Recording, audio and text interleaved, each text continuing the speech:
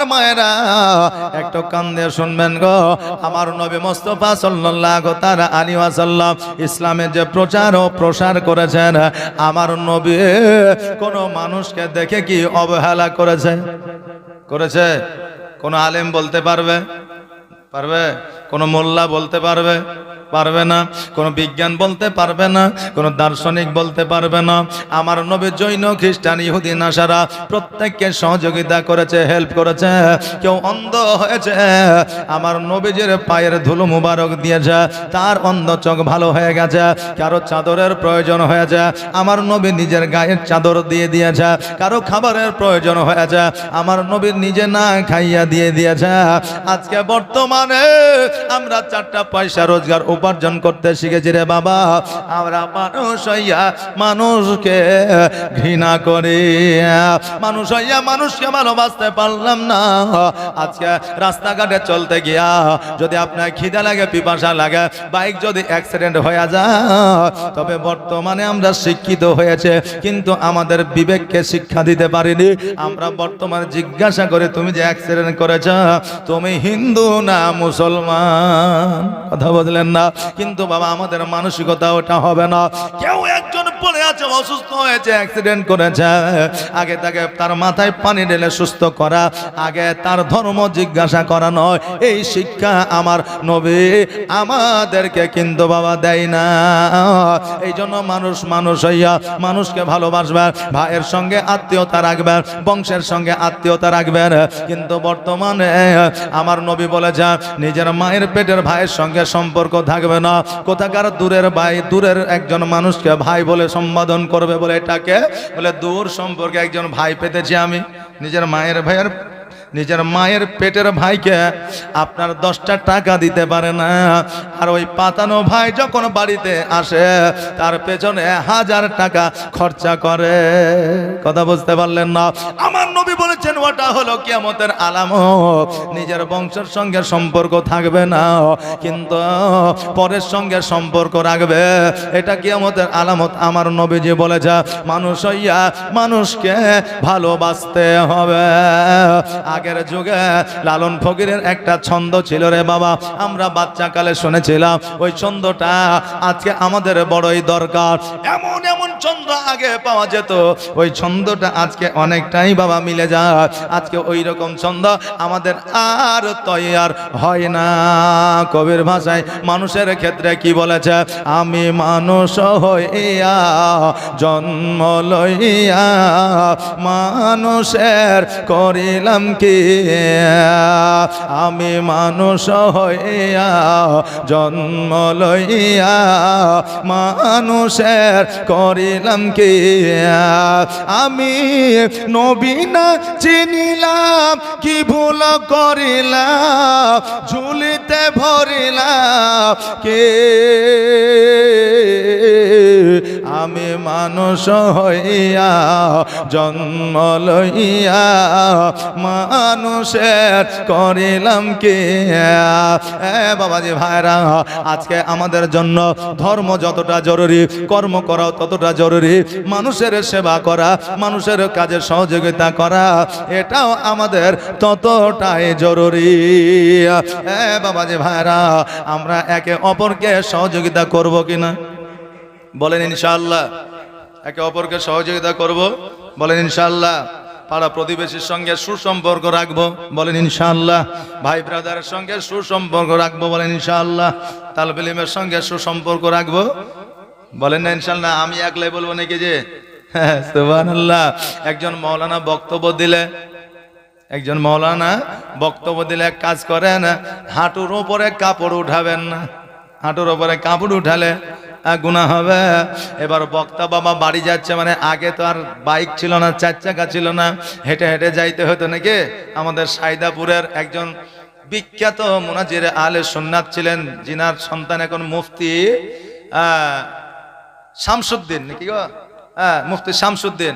তো উনি কি করতেন, যেখানে জালসা হতো সকালবেলায় হাঁটতে শুরু করে দিল, দুপুরেই পৌঁছে যেত। আর এখন বক্তাদের কি করে জানেন? বলবে যে 8টায় আপনাকে স্টেজে তুলবো, 9টায় ঢুকবে। ফোন করে ব্যস্ত হয়ে, হুজুর কদ্দূরে, এই চলে এসছে, এই ঢুকে গেছে, মানে এরকম একটা ব্যাপার। কিন্তু আগের বক্তারা আগে চলে আসতো, দরকার হলে জালসার ওখানে গিয়ে আরাম করবো। বুঝতে পারলেন না, যে তখন হেঁটে হেঁটে যেতে হইতো, আর এখন তো হাঁটার কোনো সিস্টেম নাই। তো এবার বক্তা বক্তব্য দিয়েছে হাঁটুর উপরে কাপড় তুলবে না, তুললে গুনাহ হবে। এবার চলে গেছে রাস্তা দিয়ে হেঁটে। আপনাদের এখানে যে নদী আছে বললেন, নদী না, এটা কি বলে? হ্যাঁ নদী বলে। তো সাময়িক পানি শুকিয়ে যায় না, শুকায় না? শুকায়, অনেক সময় হাঁটু পর্যন্ত পানি থাকে। তো এবার ওইটা পার হইতে যা মৌলভী সাহেব হাঁটুর উপরে কাপড় তুলে নিয়েছে। এখন মুরব্বীরা, জুয়ান ছেলেরা আগাইতে গেছে, তো বলছে হুজুর আপনি যে বললেন যে হাঁটুর ওপরে কাপড় তুলবেন না, তুললে গুনাহ হবে। মৌলভী সাহেব যে খেপা কোথাকার, আমি লোককে বলেছে তুলবেন না গুনাহ হবে, কিন্তু তার সাথে তা আমি তো বলিনি যে আমিও তুলবো না। কথা বললেন না, যে আমি তো বলিনি যে তার সাথে আমিও তুলবো না। ওসব বাদ দে, আমি যা করছি করতে দে, তোরাকে বলেছি তোরা মানগা, আর মানলে মানবি, না মানলে না মানবি, ওমা আলাইনা ইন্নাল বালাগ, আমি তো বুঝিয়েই দিয়েছি। কথা বললেন না বেরাদার মিল্লাত ইসলামিয়া। তা আমি কথাটা কি বলছিলাম, যে আমি যেমন বলছি, বলেন মানুষকে সহযোগিতা করব, বলে ইনশাআল্লাহ। বেরাদার, আমার নবী মুস্তাফা সাল্লাল্লাহু তাআলা আলাইহি ওয়াসাল্লাম এবার যখন বাড়িতে ফিরে আসলো, এবার বাড়িতে ফিরে আসার পরে আমার হযরতে ফাতেমা জোহরা রাদিয়াল্লাহু তাআলা আনহা 13 বছরের কন্যা সন্তান আমার নবীজিকে দেখিয়া অঝর নয়নে যেন কান্না করতে আরম্ভ করলা। আমার ফাতেমা বলে, আব্বা গো, আমার মাকে হারিয়েছে গো আব্বা, আমার মা ইন্তেকাল করে ইহ জগৎ ছেড়ে পর জগৎ গমন করে যা। মা গো আব্বা, আজকে মা যেই দিন থেকে চলে গেছে আব্বা গো, আপনিও সেই দিন থেকে বাড়িতে আর আসেন না। এই জন্য আমি ফাতেমা কান্না করতে আসে। আমার নবী বলে, ফাতেমা তুমি কান্না করিও না মা, আমি নবী, আমি যতদিন আছি অতদিন তোমার কোনো অসুবিধা হইতে দিব না। আমার মা ফাতেমা জোহরা রাদিয়াল্লাহু তাআলা আনহা বলে, ও আব্বা জান, একজন কন্যার কাছে একজন মায়ের চাইতে বড় বন্ধু আর কেউ হতে পারে না। বাবেরাদার, আজকে জগতের মধ্যে কোনো মেয়ে যদি স্বামীকে স্বামীর ভাত খাবো না বলে, কেউ যদি মায়ের বাড়ি যদি ঘন ঘন যায়, যদি বেশি বেশি মায়ের বাড়িতে থাকে, শ্বশুর বাড়িটাকে যদি প্রাধান্য না দিয়া বাপের বাড়িটাকে যদি প্রাধান্য বেশি দেয়, জানবেন ওই মহিলা নিজের বুদ্ধিতে কম চলে, মায়ের বুদ্ধিতে বেশি চলে। এই জন্য মেয়েদের মায়ের চাইতে আপন বন্ধু আর কেউ হয় না। আমার মা ফাতেমা বলতে আছে, ও ভাই আব্বা জান, আমার যখন বিবাহ হবে আমার মাথার ছায়া হয়ে কে দাঁড়াবে? আমার যখন বিবাহ হবে আমাকে কে সাজায়া দিবে? আমার যখন বিবাহ হবে আমার চোখের পানিকে মুছে দেবে? ও ভাই আব্বা, আজকে আমার মা জগৎ ছেড়ে ওই কবরে চলে গেছে, আমি ফাতেমা বড় একা হয়ে গেছি।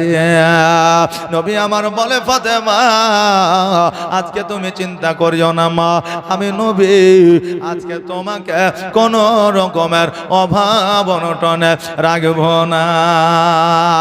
নবী আমার প্রতিদিনের তরে ইসলাম প্রচারের জন্য চলে যায়, আর আমার মা ফাতেমা জোহরা রাদিয়াল্লাহু তাআলা আনহা দরওয়াজার সম্মুখে বাবা দাঁড়ায়া থাকে, নবী আসবে আর আমি আব্বা জানের সঙ্গে একই সাথে বসে খাবো। এই আশা, এই নিয়াত নিয়ে আমার ফাতেমা দাঁড়ায়া থাকে। আর আজকে বর্তমানে বাপ যদি মাঠের মধ্য থেকে কাজ করে আসে আর বেটিকে যদি বলে, বেটি আয়শা একটা কাজ করো, এক গ্লাস পানি আইনা দাও দেখে, বেটি বলবে তুমি নিজে যা খাও গা, এমনিতে পড়ার চাপ, এমনিতে রাতে ঘুমাইতে পাই না, আগামী কালকে পরীক্ষা, আমার টেনশনে আমার দিন যাচ্ছে না, বছর যাচ্ছে, আর তুমি বলছো পানি আইনা দাও, তুমি নিজে লিয়া খাও। অনেকে বলে না, বেরাদার, ফাতেমা জোহরা রাদিয়াল্লাহু তাআলা আনহার জীবনে একবার দেখো রে মা, তোমার জীবনকে পরিবর্তন করো। আমার ফাতেমা তিনার আব্বার সঙ্গে কেমন আচার আচরণ ব্যবহার দেখিয়েছে, তিনার স্বামীর সঙ্গে কেমন আচার আচরণ ব্যবহার দেখিয়েছে, তিনার সন্তানের সঙ্গে কেমন আচার আচরণ ব্যবহার দেখিয়েছে। আমার ফাতেমার জীবনে যদি পড়া হয় তা আপনার জীবন পরিবর্তন হয়ে যাবে। ওই ফাতেমা জোহরা রাদিয়াল্লাহু তাআলা আনহা বাবা দরওয়াজার সম্মুখে দাঁড়ায় থাকে। আর ওই পথ দিয়ে একটা ইহুদের কন্যা প্রতিদিন বাজারে যায়, আবার বাড়িতে যায়। একদিন, 2 দিন, 3 দিন, 4 দিন গেল, আমার ফাতেমাকে দেখতে পাইল। আমার ফাতেমাকে দেখতে পাওয়ার পরে একদিন কথা হইল, 2 দিন কথা হলো, 3 দিনের বেলায় বন্ধুত্ব তৈরি হলো, 4 দিনের বেলায় বান্ধবী হয়ে গেল। এবার এইভাবে কিন্তু দিনগুলো অতিবাহিত হতে লাগলো। হঠাৎ করে ওই ইহুদি কন্যা আসিয়া আমার ফাতেমাকে বলতেছে, বোন রে, আগামী কালকে আমার বিবাহ, তোমাকে ওই বিয়েতে দাওয়াত রইল, যাইতে হবে। ফাতেমা বলতেছে, শোনো গো, আজকে আমার আব্বা হলো গরিব মানুষ, আমার নবী ইসলামের প্রচার ও প্রসারক, তোমার বাপ তো ইহুদি ধনী মানুষ, বড় লোক মানুষ। আজকে আমি গেলে তারা ঘৃণা করবে, অবহেলা করবে, আমাকে দেখতে পারবে না। এবার ইহুদি কন্যা বলল, না না না, আমি যতক্ষণ পর্যন্ত আছে তোমার কোনো অসুবিধা হবে না। তবে ফাতেমা, আমার জামাই আমার আব্বা দেখেছে, আমি এখনো পর্যন্ত দেখি না। ফাতেমা, তুমি আমার বন্ধু, তুমি আমার বান্ধবী, তুমি একবার বলো আমি বিবাহ করব কি না। আমার ফাতেমা বললেন, ও ইহুদি কন্যা, শোনো, আজকে তোমার আব্বা যখন তোমার জন্য বর খুঁজেছে, নিশ্চয়ই ভালো হবে। ভালো না হইলে তোমার আব্বা কিন্তু তোমার সঙ্গে বিবাহ দিত না। অতএব নিঃসন্দেহে তুমি বিবাহের জন্য রাজি হইয়া যাও। বন্ধু কাকে বলে, বান্ধবী কাকে বলে, একবার দেখা। আমাদের মা বোনেরা বান্ধবীর কাছে যখন বুদ্ধি নিতে যায়, আমার আব্বা জামাই দেখেছে, বর দেখেছে, বিবাহ করাইয়া দেবে, বান্ধবী তুমি বলো আমি বিবাহ করব কি না। ওই বান্ধবী এমন বুদ্ধি দেবে যে আপনার বিবাহতে রাজি ছিল কিন্তু পরে রাজি হবে না। বলবে, বান্ধবী তোর বাপের দেখা বরকে যদি তুই বিবাহ করিস, এতদিন বল্টু যে তোর পেছনে ঘুরলো, তার কি হবে? কথা বুঝলেন না? বলবে, বাবা এখনো বর্তমানে এইরকম বান্ধবী আমাদের আছে, কিন্তু আমার মা ফাতেমা কেমন বান্ধবী একবার দেখা। বলে, তোমার আব্বা যখন তোমার জন্য বর খুঁজেছে, নিশ্চয়ই ভালো খুঁজবে, খারাপ খুঁজবে না।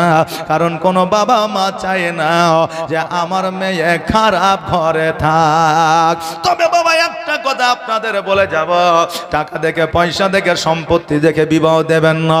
ছেলের চরিত্র ব্যবহার দেখে বিবাহ দেবেন, ছেলের বংশ তালিকা দেখে বিবাহটা দেবেন। যদি বংশ তালিকা ভালো হয়, যদি ব্যবহার চরিত্র ভালো হয়, ওই ছেলে যদি গরিব হয়, আপনার মেয়ে সুখে সংসার করবে। আর ছেলের চরিত্র যদি ভালো না হয়, কোটি কোটি টাকা থাকলেও ওই কন্যা সেই বাড়িতে সুখ শান্তি পাবে না। বাবাজি ভাইরা, আমার ফাতেমা তো জোহরা রাদিয়াল্লাহু তাআলা আনহা বললে, তুমি বিয়েতে রাজি হয়ে যাও। ওই ইহুদি কন্যা বাড়িতে আসলো। আসার পরে ওই ইহুদিকে বলল, আব্বা গো, তোমার যত মানুষকে দাওয়াত করার আছে দাও। আমার একজন বান্ধবী আসবে, যার নাম হলো ফাতেমা, যার বাপের নাম হলো মুহাম্মদ, যে ইসলামের প্রচার ও প্রসার করে। ইহুদি বলল, এই দেশ সারিয়েছে, যাকে আমি ঘৃণা করে, যাকে আমি লিব না বলে তাকে লিয়েছে। কিন্তু এখন বিটিকে যদি চটিয়ে দিত, হয়তো বিয়েতে রাজি হবে না। এই জন্য আমাকে কথাটা মেনে নিতে হবে। কিন্তু আমি এমন একটা কথা বলবো, ওই ফাতেমা আমার বাড়িতে দাওয়াত খেতে আসতে পারবে না। এবার বলল, বেটি রে, তুমি যাকে খুশি দাওয়াত করো, অসুবিধা না। তোমার বন্ধু, তোমার বান্ধবী ফাতেমাকে দাওয়াত দিয়েছ, তাতেও আমার অসুবিধা না। কিন্তু তোমার বান্ধবীকে একটা নতুন পোশাক পরে আসতে বলিও, কারণ আমার বাড়িতে গণ্যমান্য অনেক ব্যক্তি থাকবে।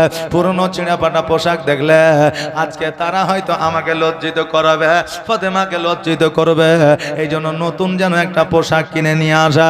কিন্তু বাবারা, ওই ইহুদি জানে নবী হলো গরিব, তার টাকা নাই, পয়সা নয়, নতুন পোশাক কিনতে পারবে না।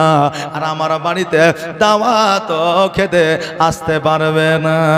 বাবারা, শিক্ষিত লোকেরা হাতে মারে না, ভাতে মারে। আর মূর্খ লোকেরা ভাত দেয় এক গামলা, আর যত জোরে কিল আছে তার ঘাড়ে মারে।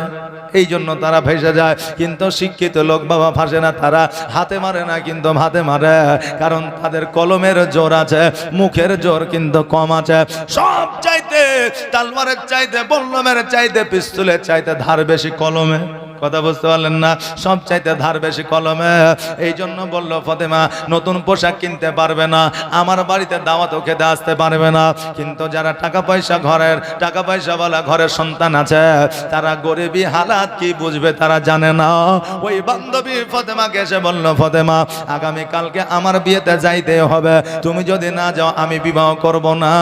তবে শোনো, আগামী কালকে যখন যাবে একটা নতুন পোশাক তুমি পরিধান করে যাবে। এই বলে বান্ধবী চলে গেল।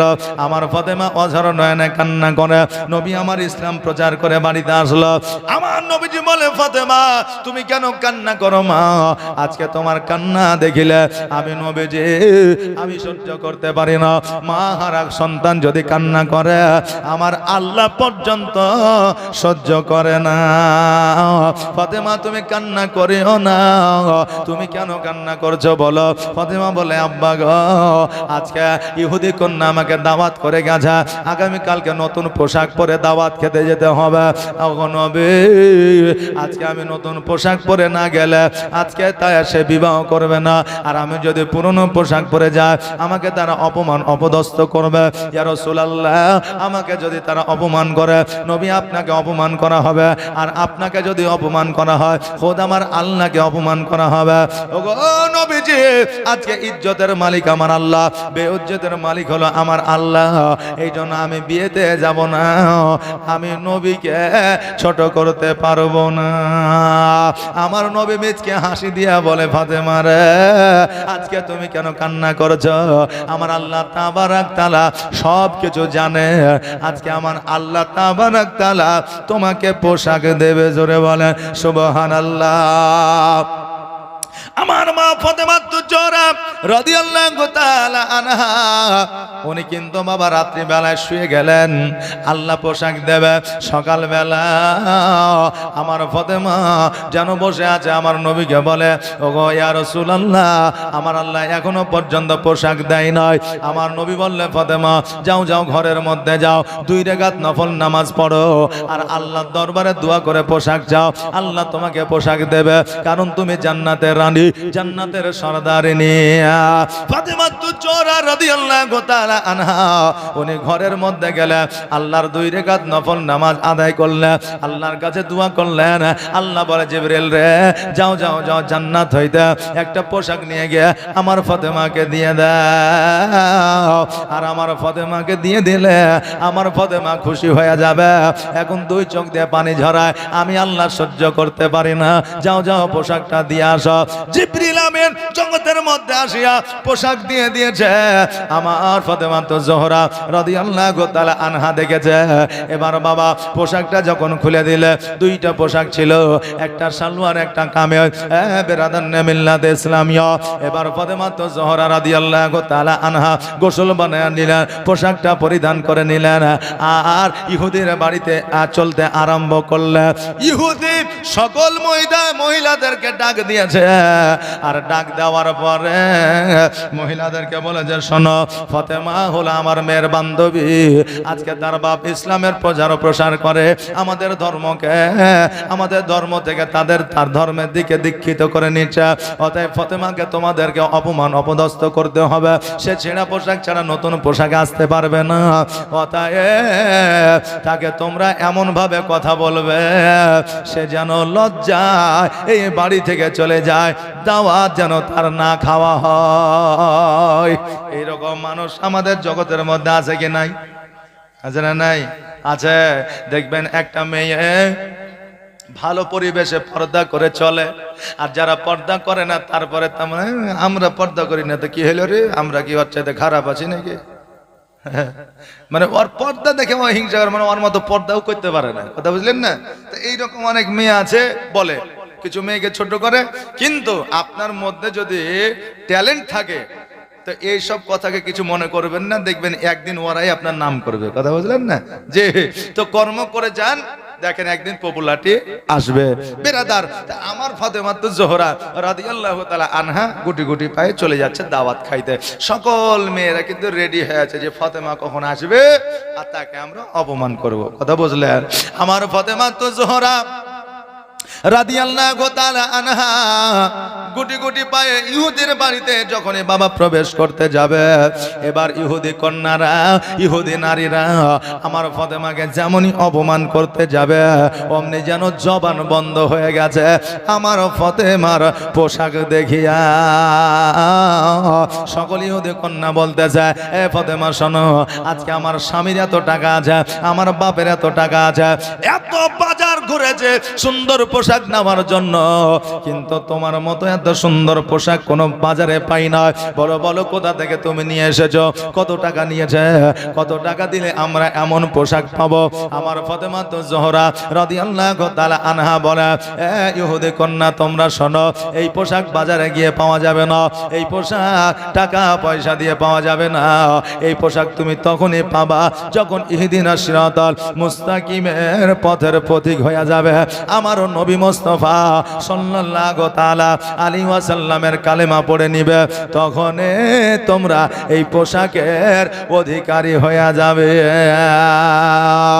সঙ্গে সঙ্গে ইহুদি কন্যারা বলে, ফাতেমা আজকে তোমার পোশাক দেখে আমরা মুগ্ধ হয়েছে, আজকে আমাদেরকে তুমি কালেমা পড়ে মুসলমান বানায় না।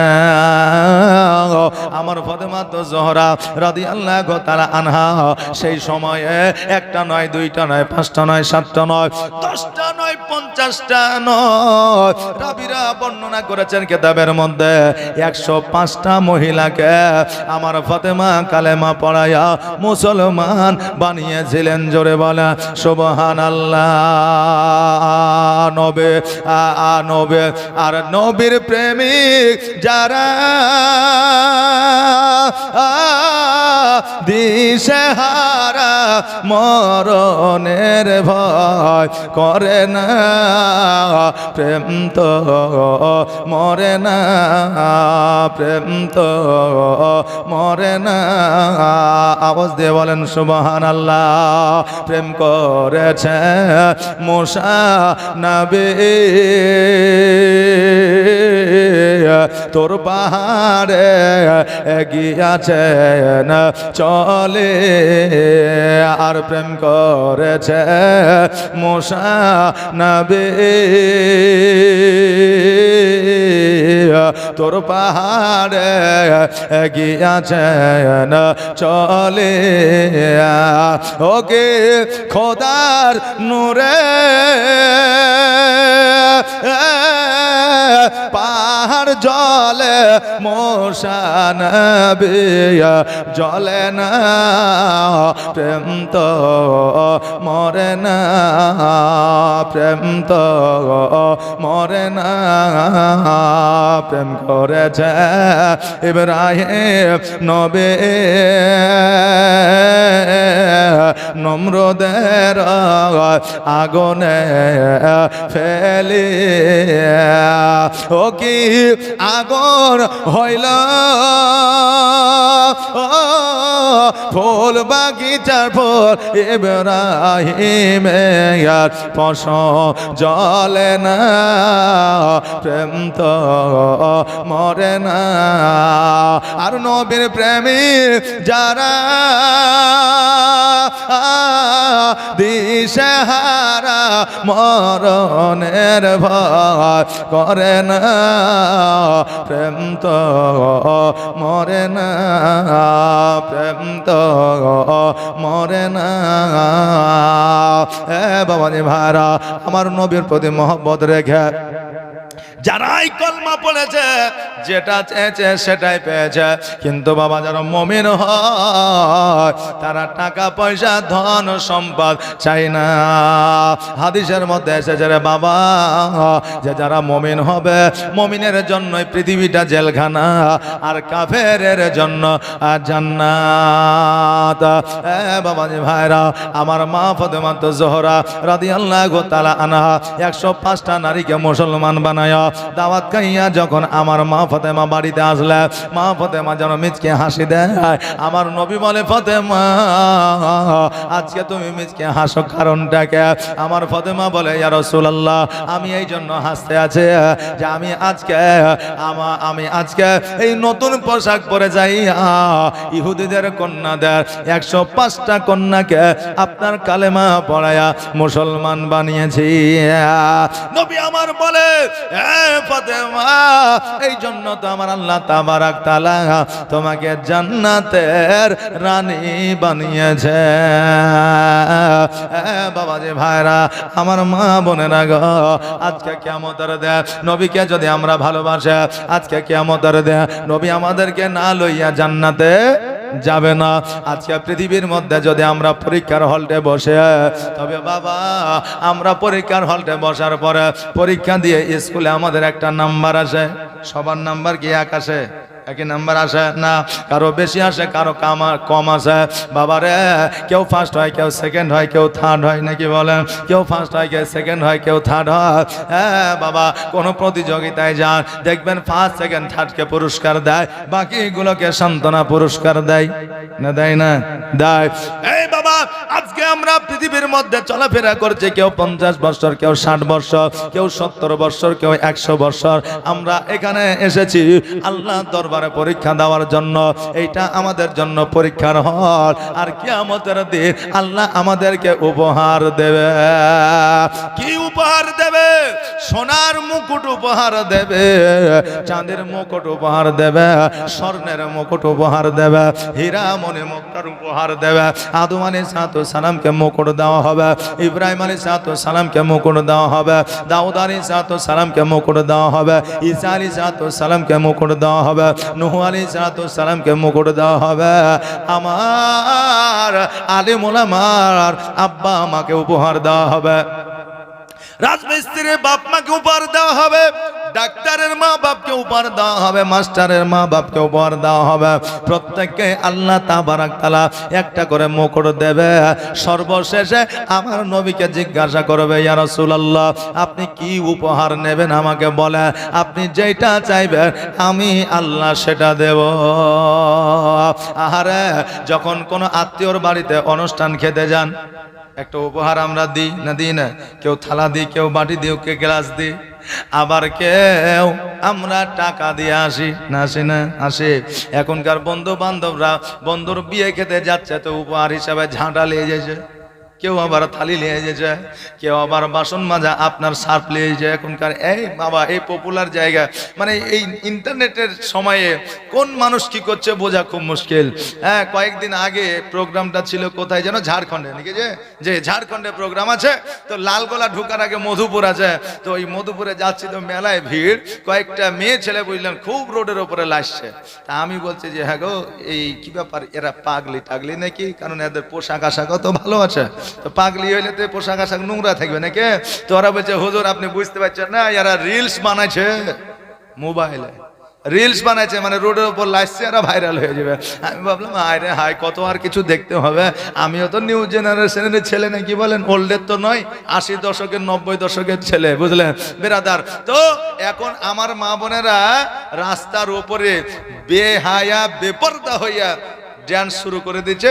ওই ডান্স বাপও দেখছে, মাও দেখছে, ভাইও দেখছে, বোনও দেখছে, সবাই দেখছে, আর দাঁত বাহির করে হাসছে, বুঝে কত সুন্দর লাগছে রে, বলছে না?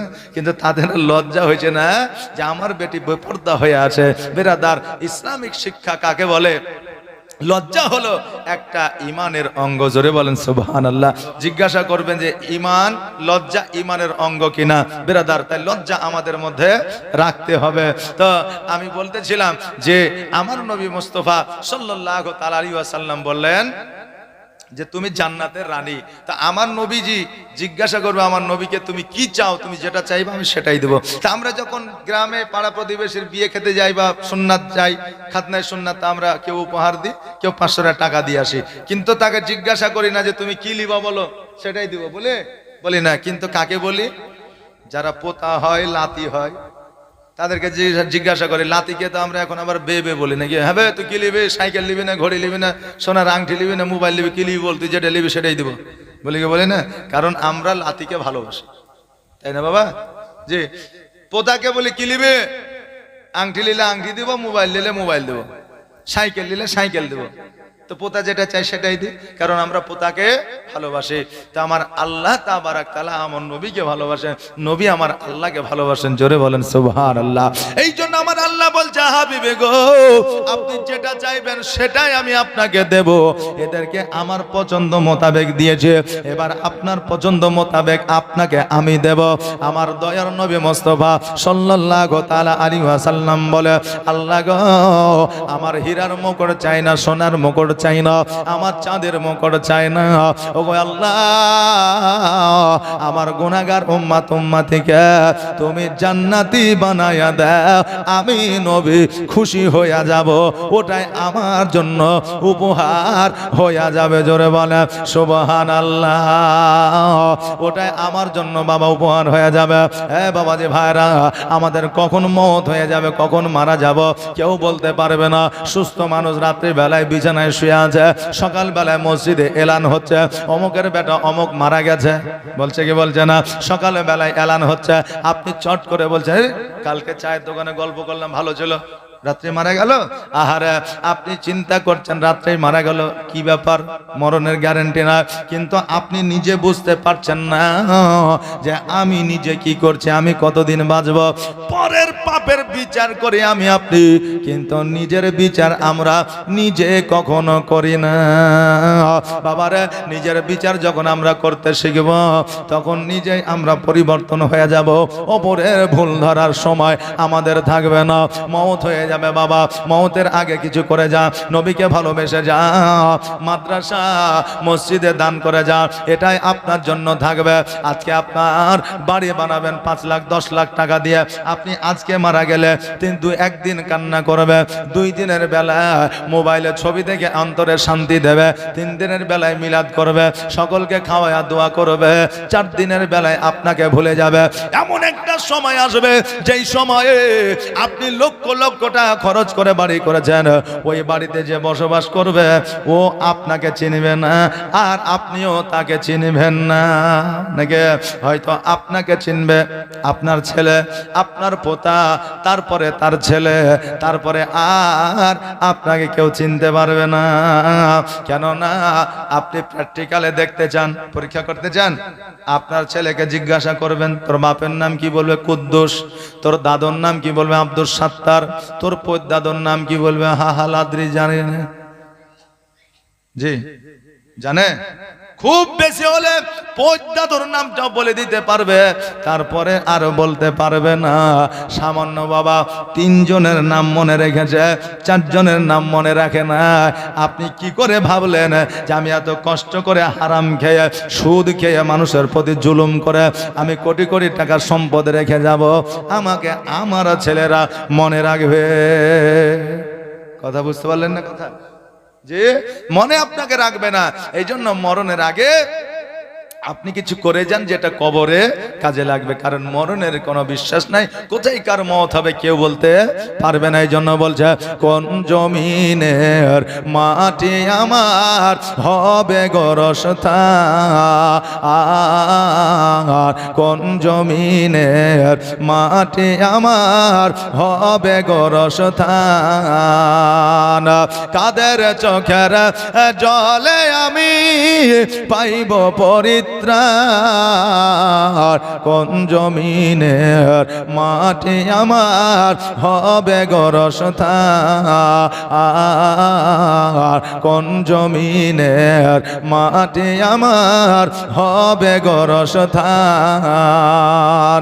কার কাঁধে চড়ে আমি কবর দেশে যাব, জানি না কার মনা যাতে খোদা রহম পাবো, কার কাঁধে চড়ে আমি কবর দেশে যাব, জানি না কার মনা যাতে খোদা রহম পাবো, কার কারণে করবে ক্ষমা, তাহার কারণে করবে ক্ষমা আল্লাহ মেহেরবান। কোন জমিনের মাঠে আমার হবে গোরস্থান,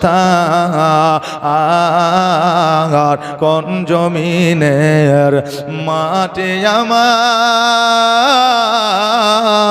হবে গোরস্থান। আজকে আমরা যদি মরণকে স্মরণে রেখে দিই আমাদের দ্বারা গুনাহ হবে না। এই জন্য আমার নবী পাক সাল্লাল্লাহু তাআলা আলাইহি ওয়াসাল্লাম বলেছেন, বান্দা বান্দিরে, উম্মত উম্মতি রে, তোমরা মরণকে প্রতিদিন প্রতিনিয়ত 70 বার করে স্মরণ করিও। আর 70 বার করে যদি স্মরণ করো তাহলে তোমাকে কাল কিয়ামতের দিনে আমার আল্লাহ তাবারাক তাআলা শহীদের দরওয়াজা দান করবে। সরে বলেন সুবহানাল্লাহ। এখন যদি মনে করে যে আমরা তো মরবই, মরতেই হবে, মরে তো যাবই, এইরকম ভাবে যদি স্মরণ করি তা আমাদের জায়গা হবে? আমরা শহীদের দরজা পাবো না। মওতের চিন্তা এমন ভাবে করতে হবে যাতে আমাদের দ্বারা কাবিরা সাগিরা গুনাহ না হয়। কারণ মওত যদি আপনার সম্মুখে আসে আপনার দ্বারা গুনাহ হতে পারে না। ভয়ে আপনার শরীরটা ঘেমে যাবে, কেঁপে যাবে। ওই রকম ভয় কবরকে দেখে আমাদেরকে করতে হবে। কথা বুঝলেন না? ওই রকম আমাদের কবরকে ভয় করতে হবে, না হলে আমাদের কাম হবে না, আমরা শহীদের দরজা পাবো না। এবাদতের মতো হয়, কিন্তু এবাদতের মধ্যে যদি আমাদের খামতি থাকে তাহলে ওই এবাদত কিন্তু আমাদের হবে না। ইমামের পিছনে 4 রাকাত আসরের নামাজ পড়ছে, একজন মুসল্লি উঠে বলছে, ইমাম সাহেব আপনি 3 রাকাত নামাজ পড়াইছেন, 4 রাকাত নামাজ হয়নি। মুসল্লি আরো ছিল, ওরা বলছেন 4 রাকাতই হয়েছে। বলছে, পাগলা, আমার সাথে তুই পাঙ্গা লিছিস? 3 রাকাতই হয়েছে। ইমাম সাহেব বলছে, কই লোকমা দিলেন না? হ্যাঁ, তো বলছে যে লোকমা কি করে দিব, কেউ হয়তো কিছু বলছে না, আমি একলাই বলে তো পেস্টেজে পড়বো, তো এখন বলছেন কেন? আর আপনি কোন গ্যারান্টিতে বলছেন? বলছে, শোনেন, আমি আসরের নামাজ পড়তে আসি, আমার 4টা বেটা 4টাকে দোকান করে দিয়েছে। এই আসরের নামাজে একমাত্র 4 রাকাতে 4টে বেটার দোকানের হিসাব হয়। আজকে 3 বেটার দোকানের হিসাব হয়েছে, 1 বেটার দোকানের হিসাব বাকি আছে। তার মানে 3 রাকাত নামাজ হয়েছে, 1 রাকাত হয়নি, মানে 4 রাকাত পুরা হয়নি। আচ্ছা বলেন, ওর নামাজ হবে? হবে না। মন মানসিকতা বাবা আমাদেরকে এক করতে হবে। এখন মৌলভী সাহেব দেখলে আসসালামু আলাইকুম, আসসালামু আলাইকুম, এখন যদি আপনি মনে করেন যে মৌলভীরা এত সম্মান পায় কিসের রে, আমরাকে দেয় না কেউ, বলে কি বলে না? এক হাজী সাহেব হজ করে এসেছে, যেই দেখে বলে, হাজী সাহেব আসসালামু আলাইকুম। ওয়ালাইকুম সালাম। ওর ভাইয়ের খুব হিংসা যে, হ্যাঁ আমার ও হচ্ছে সেন্টুর বেটা, আমিও সেন্টুর বেটা, তো ওকে সালাম কালাম করে, আমাকে করে না। তো এক বন্ধু বলছে, খেপা ওর সম্মান লয় রে, আর মাথায় যে টুপিটা আছে, যে জুব্বাটা পিঁধে আছে, ওইটার সম্মান। বলে তাই? পরের দিন বুঝলেন ওই জুব্বা আর টুপিটা পিঁধে সাইকেল লেবার হেলছে। এখন লোকে জুব্বা আর বুঝলেন ওই টুপি দেখে সালাম দিচ্ছে, আসসালামু আলাইকুম, আসসালাম, ওকে ভালো লেগেছে, বাপরে এত সম্মান ওর। কিন্তু বুঝলেন সিনা কিন্তু চওড়া হেলছে, ও সাইকেলে ঘুরি বেড়াচ্ছে। এইদিকে মাগরিবের আজান শুরু হয়ে গেছে, আল্লাহু আকবার, আল্লাহু আকবার শুরু হয়েছে। এখন দেখছে যে রে বাপরে জুব্বা পাগড়ি আছে, আর মাগরিবের সময় যদি মসজিদে না ঢুকে তাহলে তো আমাকে জ্বালিয়ে ধুবে না, তো যাই মসজিদে যাই। এবার যে মসজিদে ঢুকেছে ওই মসজিদের ইমাম কিন্তু বাবা ছুটিতে আছে।